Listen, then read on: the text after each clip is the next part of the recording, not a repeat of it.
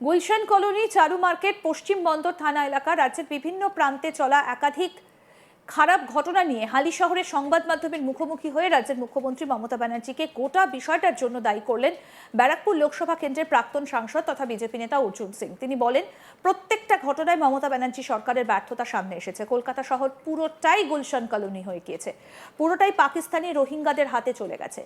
Police অসহায়, পুলিশকে দেখে এখন মায়া লাগে। পুলিশের হাতে পিস্তল আছে, অথচ তার মধ্যে গুলি নেই। উল্টে যারা অপরাধী তাদের হাতে পিস্তলও আছে, গুলিও আছে। কলকাতা পুলিশকে একসময় স্কটল্যান্ড পুলিশের সঙ্গে তুলনা করা হতো, সেই কলকাতা পুলিশ এখন বিগ জিরো বানিয়ে দেওয়া হয়েছে। মমতা ব্যানার্জি তাদের সকলের মেরুদণ্ড ভেঙে দিয়েছেন। সিভিক পুলিশ, অপরাধীরা এখন সরকার চালাচ্ছে, আর মমতা বসে বসে তামাশা দেখছেন।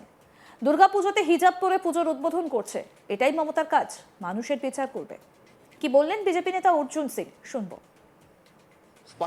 গতকাল চারু মার্কেটে গুলি চলার পর আজকে গার্ডেন রিচের ডিসি পোর্ট অফিসের সামনে একজনকে গুলি করে মারা হলো।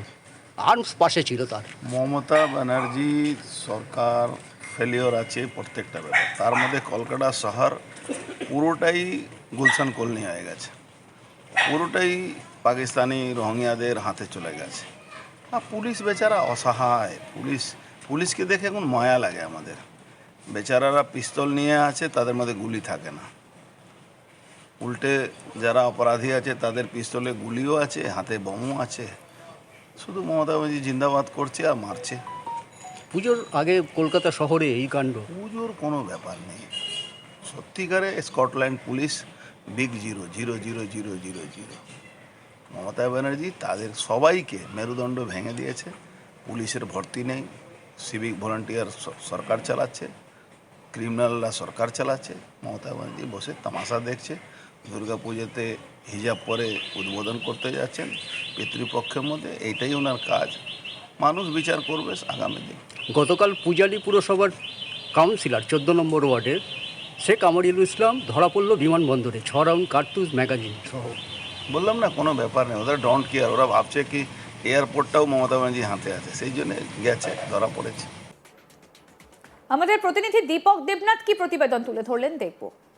দেখো, গুলশান কলোনি থেকে শুরু করে চারু মার্কেট, পশ্চিম বন্দর থানা এলাকা, রাজ্যের একের পর এক গুলি চালানোর ঘটনা এবং মৃত্যুর ঘটনায় কার্যত রাজ্যের আইন শৃঙ্খলা নিয়ে প্রশ্ন তুললেন ব্যারাকপুরের বিজেপি সাংসদ অর্জুন সিং। তুমি জানো যে গতকালই এই পশ্চিম বন্দর থানা এলাকায় এক ব্যক্তির মৃতদেহ উদ্ধার করা হয় এবং মনে করা হয় যে তাকে গুলি করে হত্যা করা হয়েছে। এবং এরকম একটি বিষয় নিয়ে যখন তাকে অর্জুন সিংকে প্রশ্ন করা হয়, তখন তিনি বলেছেন যে এর জন্য রাজ্যের যে প্রশাসন, মমতা ব্যানার্জি যে প্রশাসন, সেই প্রশাসনই দায়ী। এবং এই ঘটনায় কিন্তু পশ্চিমবঙ্গের যে প্রশাসনের যে ব্যর্থতা, সেই ব্যর্থতা সামনে এসেছে। এবং তিনি বলেছেন যে বর্তমানে কলকাতা শহরটা একটা গুলশান কলোনিতে পরিণত হয়েছে।